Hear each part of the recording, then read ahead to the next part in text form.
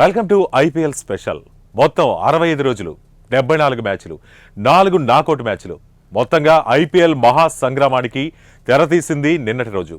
నిన్న బాలీవుడ్కి సంబంధించినటువంటి సెలబ్రిటీలు అలాగే సూపర్ స్టార్లు అందరూ కూడా ధూమ్ ధామ్గా హంగామా చేశారు. మొత్తంగా ఈడెన్ గార్డెన్స్ అంతా కూడా ఐపీఎల్ నామస్మరణతో మారుమ్రోగిపోయింది. మొత్తం అభిమానులంతా కూడా ఆసక్తిగా ఎదురు చూశారు. మొదటి మ్యాచ్ అయితే జరిగింది నిన్న. కేకేఆర్ వర్సెస్ ఆర్సీబీ ఈ రెండు జట్ల మధ్య ఉత్కంఠభరితమైన పోరు అనేది ఒకటి జరిగింది.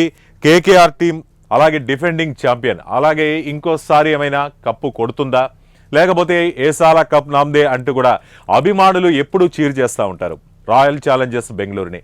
అలాగే రాయల్ ఛాలెంజర్స్ బెంగళూరు ఈసారి అద్భుతం చేసేందుకు మొదటి అడుగు వేసిందా? ఇవన్నీ కూడా రాయల్ ఛాలెంజర్స్ బెంగళూరు ఇప్పటికే కొత్త కెప్టెన్ నమ్ముకుంది.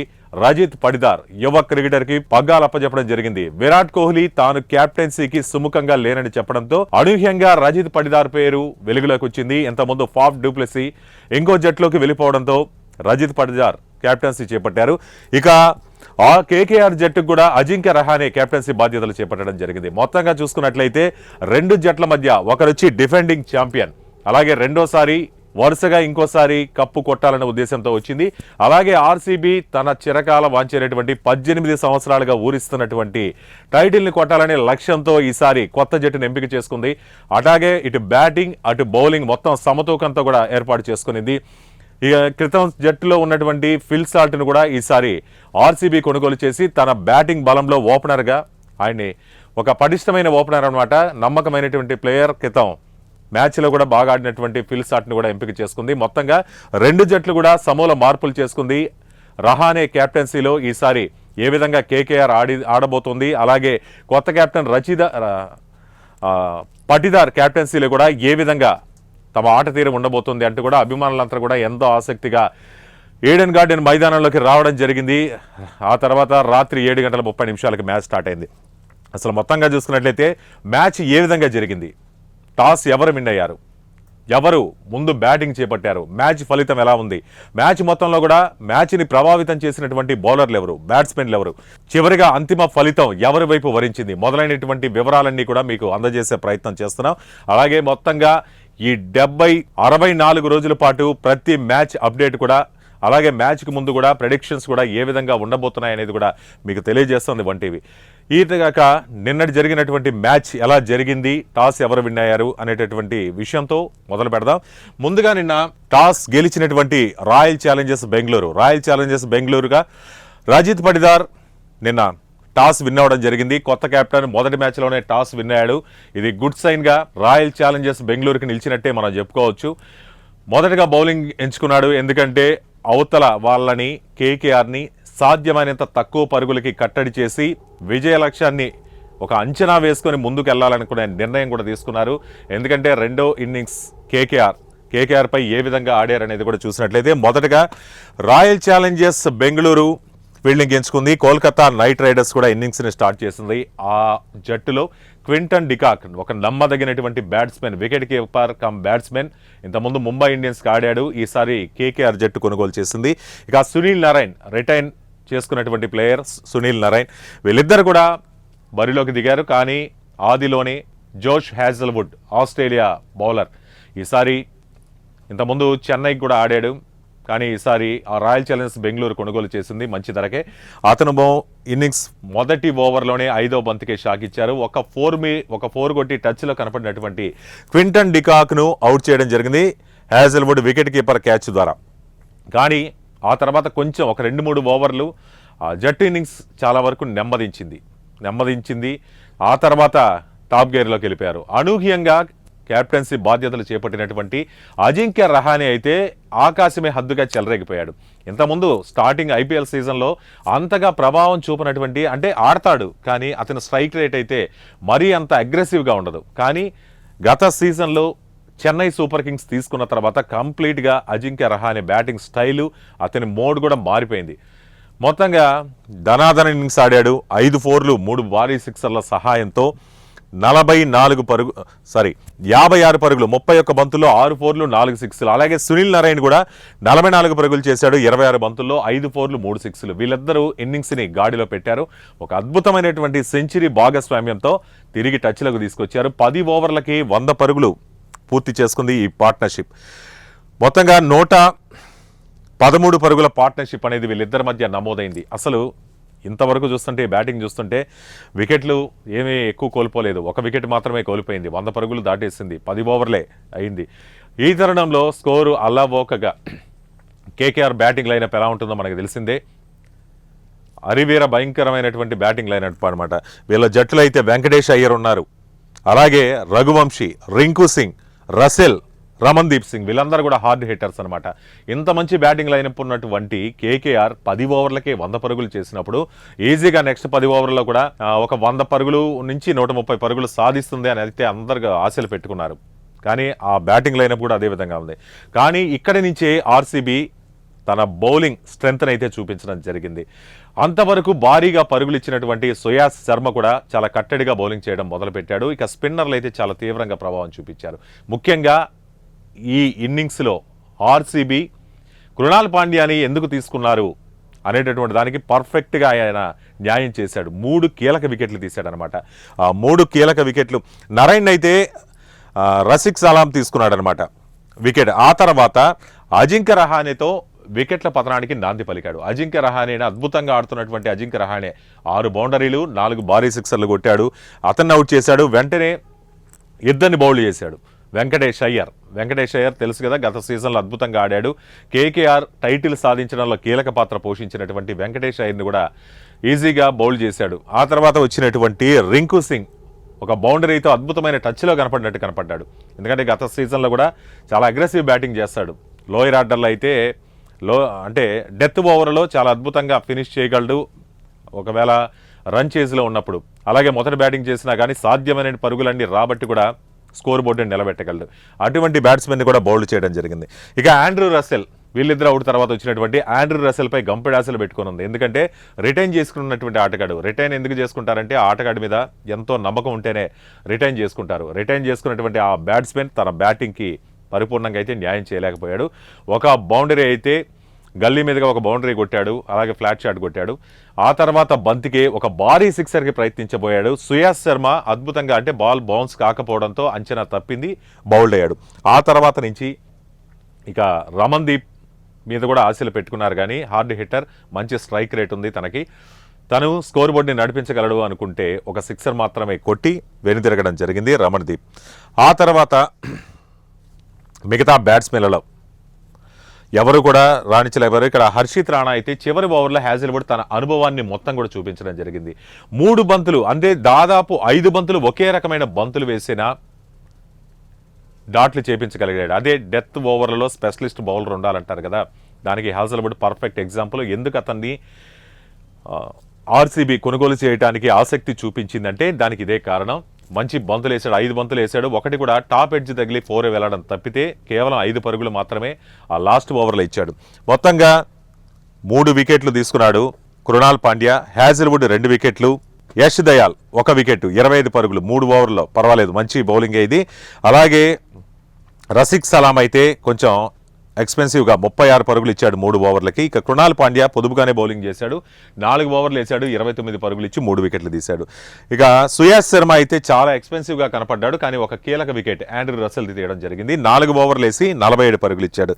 ఇక లివింగ్ స్టోన్ అయితే లాస్ట్లో 19 ఓవర్లు అయితే చాలా పొదుపుగా బౌలింగ్ చేశాడు, 2 ఓవర్లు వేసి 14 పరుగులు ఇవ్వడం జరిగింది. అయితే వికెట్లు ఏమి దక్కలేదు, తన పాత్రకైతే న్యాయం చేశాడు. ఎందుకంటే ఒక ఆల్రౌండర్ వికెట్లు తీయాలనే కాదు, వాళ్ళని ఎందుకు ఉపయోగించుకుంటారంటే కీలకమైన సమయంలో పరుగులు ధారాళంగా వెళ్ళిపోతున్నప్పుడు రన్స్ కట్టడి చేయాలి. అలాగే స్లాగ్ ఓవర్స్లో ఉపయోగించారు. ఈ పార్ట్ టైం బౌలర్గా వాడుకుంటున్నారు, ఆల్రౌండర్ కూడా. కాబట్టి మొత్తంగా 174 పరుగులు చేశారు 20 ఓవర్లలో. ఇక లక్ష్య ఛేదనలో ఆర్సీబీ మీద ఎన్నో అనుమానాలు అనమాట. మొదటి మ్యాచ్ కొత్త కెప్టెన్ ఏ విధంగా ఆడబోతోంది, జట్టు నిండా అయితే మంచి సెటప్ అయితే చేసుకున్నారు. అటు బౌలింగ్ విషయంలో కానీ, బ్యాటింగ్ విషయంలో కానీ, మిడిల్ ఆర్డర్ విషయంలో కానీ కీపర్ జితేష్ శర్మను తీసుకోవడం జరిగింది. ఎలా ఉండబోతోంది ఇన్నింగ్స్, ఏమన్నా స్టార్టింగ్లోనే ఒడిదుడుకులకి గురవుతుందా, లేకపోతే అలవోకగా విజయం సాధిస్తుందా? ఎందుకంటే జట్టు నిండా మంచి హిట్టర్లే ఉన్నారు. ఒకరు విరాట్ కోహ్లీ ఉన్నాడు, అలాగే ఫిల్ సాల్ట్, వీళ్ళిద్దరిది మంచి ఓపెనింగ్ భాగస్వామ్యం. ఫిల్ సాల్ట్ కూడా చాలా దాటిగా ఆడతాడు. ఆ తర్వాత లివింగ్స్టోన్, టిమ్ డేవిడ్, వీళ్ళిద్దరు కూడా మంచి హార్డ్ హిట్టర్లు. ఇంకా జితేష్ శర్మ, వీళ్ళందరూ కూడా ఉన్నారు. రజత్ పటిదార్ కూడా ఉన్నాడు.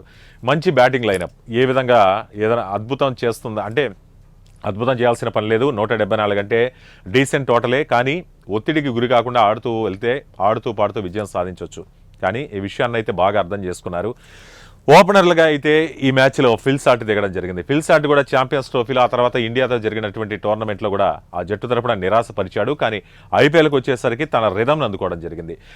ఇక్కడ ఫిల్ సాల్ట్ అద్భుతంగానే ఆడి హాఫ్ సెంచరీ సాధించాడు. ఈ హాఫ్ సెంచరీలు కూడా 31 బంతుల్లో 56, 9 4లు 2 6లు సాధించడం జరిగింది. ఇతనికి ఈ మ్యాచ్లో డిఫరెంట్ అనమాట. ఐపీఎల్ అంటే చెలరేగిపోతుంటాడు విరాట్ కోహ్లీ కూడా. చాలా నమ్మదగినటువంటి బ్యాట్స్మెన్. 18 సీజన్లుగా ఒకే జట్టుగా ఆడుతున్నటువంటి విరాట్ కోహ్లీ తన 18 జెర్సీ నెంబర్ 18వ సీజన్, రెండు కూడా యాదృచ్ఛికంగానే ఉన్నాయి. తన 400వ T20 మ్యాచ్ కూడా ఈ మ్యాచ్లో ఆడాడు. ఒక అర్ధ సెంచరీ కూడా విరాట్ కోహ్లీ సాధించి చివరి వరకు అజేయంగా నిలిచాడు. కానీ ఇక్కడ ఆర్సీబీకి కేకేఆర్కి ఉన్నటువంటి తేడా ఏంటంటే పవర్ ప్లేని ఆర్సీబీ చాలా చక్కగా ఉపయోగించుకుంది. కానీ పవర్ ప్లే కాకుండా కేకేఆర్ విషయానికి వస్తే స్టార్టింగ్ 3 ఓవర్లు చాలా వృధా చేసింది. ఈ రెండే తేడా. కానీ 10 ఓవర్లు జరిగేసరికి తిరిగి ఇద్దరిది సేమ్ పొజిషన్లోనే ఉంది. కానీ ఆర్సీబీ వికెట్లు మాత్రం నష్టపోలేదు. సెంచరీ భాగస్వామ్యానికి దగ్గరగా కూడా తీసుకొని వచ్చారు. 95 పరుగుల భాగస్వామ్యం నమోదైంది.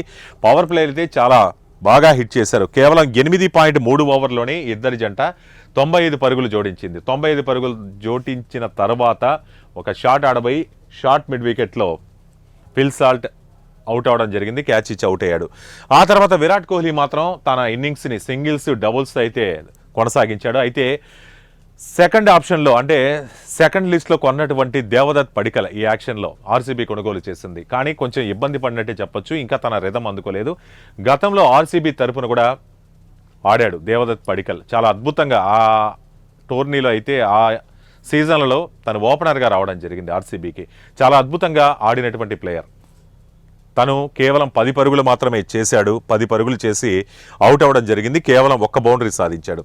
ఇక ఆ తర్వాత కొత్త క్యాప్టెన్సీ ఒత్తిడి ఏమన్నా ఉంటుందా, లేకపోతే స్వతహాగా ఇంతకుముందు కూడా మంచి పరుగులు సాధించాడు. గత సీజన్లో 400 పైచిరుకు పరుగులు సాధించినటువంటి రజత్ పటిదార్ ఈ ఒత్తిడిని ఎలా అధిగమిస్తాడు అంటే బ్యాట్స్మెన్గా అయితే మంచి బ్యాట్స్మెన్, ఫ్రీగా షాట్లు కొట్టగలడు, స్వేచ్ఛగా ఆడగలడు, ఒత్తిడిని కూడా తగ్గించగలడు. కానీ క్యాప్టెన్సీ అనేది ఒకటి ఉంది కాబట్టి ఆ ఒత్తిడి ఏమైనా దరి చేరుతుందా అనుకుంటే ఏం లేదు. అటువంటి ఒత్తిడి ఏం లేకుండా చాలా అద్భుతంగా కొట్టాడనమాట. అసలు విజయ లక్ష్యాన్ని అంత తొందరగా 16.2 ఓవర్లోనే కరిగించేసింది ఆర్సీబీ అంటే రజత్ పటిదార్ బ్యాటింగ్ ముఖ్య కారణంగా కూడా మనం చెప్పుకోవచ్చు. ఫిల్ సాల్ట్, విరాట్ కోహ్లీ ఉన్నా కానీ కెప్టెన్ ఇన్నింగ్స్ ఆడాడు. కేవలం రజత్ పటిదార్ 15 బంతుల్లోనే 5 4లు 1 6 సాయంతో 35 పరుగులు సాధించడం జరిగింది. ఆ తర్వాత అతను వైభవ్ అరోరా బౌలింగ్లో రింకు సింగ్కి క్యాచ్ ఇచ్చి అవుట్ అవడం జరిగింది. ఈ సమయానికే విరాట్ కోహ్లీ ఉన్నాడు ఒకవైపు కొండంత అండగా. చేజింగ్ మాస్టర్ కదా, చేజింగ్ అంటే వదులుతాడా?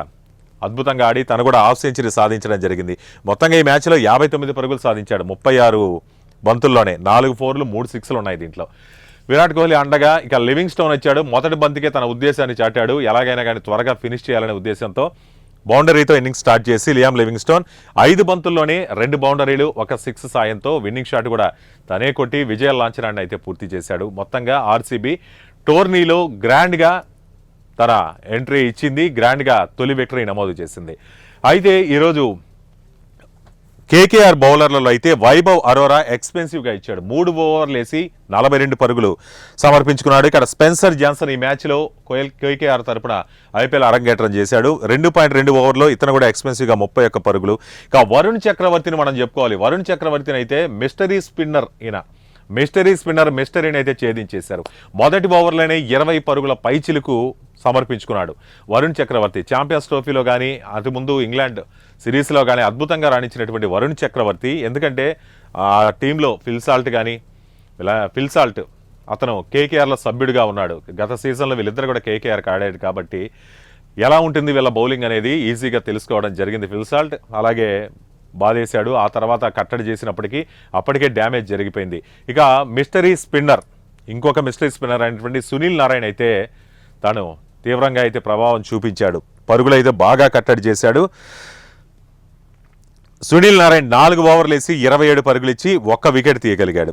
ఇక హర్షిత్ రాణా 3 ఓవర్లు 32 పరుగులు సమర్పించుకోవడం జరిగింది. కాకపోతే కేకేఆర్ చేసిన కొన్ని తప్పులు కూడా ఉన్నాయి. మిస్టరీ స్పిన్నర్ అయినటువంటి సునీల్ నారాయణని అంత దాటిగా ఆడుతున్నప్పుడు పవర్ ప్లే లోపే తీసుకురావాల్సింది, కానీ చాలా డిలే చేసి 8వ ఓవర్ దాకా చూశాడు. వరుణ్ చక్రవర్తి దించినా కానీ ప్రయోజనం లేకుండా పోయింది. భారీగా పరుగులు సమర్పించుకున్నాడు.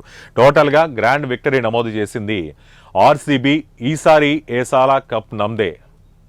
అభిమానుల ఆశలు ఇవన్నీ నిజం చేస్తూ మొదటి అడుగైతే దిగ్విజయంగా పూర్తి చేసింది. కేకేఆర్ డిఫెండింగ్ ఛాంపియన్ వరుసగా రెండోసారి కప్పు కొట్టాలనుకుంది. ఇంతకుముందు కూడా 2 సార్లు గెలిచింది గౌతమ్ గంభీర్ కెప్టెన్సీలో.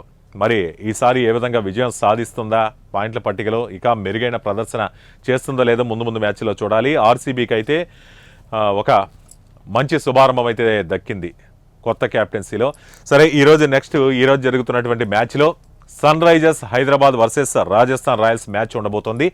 ఆ తర్వాత ముంబై ఇండియన్స్తో చెన్నై సూపర్ కింగ్స్. ఇటు రోహిత్ శర్మ, అటు ధోని, వీళ్ళిద్దరి మధ్య కూడా హోరాహోరీ పోరు ఈరోజు జరగబోతోంది. అలాగే ఎస్ఆర్హెచ్ కూడా రాజస్థాన్ రాయల్స్ మ్యాచ్లో తలపడబోతున్నాయి. మరి ఈ రెండింటికి సంబంధించినటువంటి విషయాలు వాటన్నిటి కూడా ఇప్పుడు నెక్స్ట్ ఐపీఎల్ స్పెషల్లో చర్చిద్దాం. అలాగే మ్యాచ్ జరిగిన తర్వాత వాటి ఫలితాలు ఏ విధంగా ఉన్నాయి, అనాలిసిస్ ఏంటనేది కూడా చర్చిద్దాం. సో నెక్స్ట్ మ్యాచ్ అప్డేట్స్తో మీ ముందుకు వస్తున్నాం. Until then keep watching 1 TV news. ప్రతి క్షణం ప్రజల పక్షం.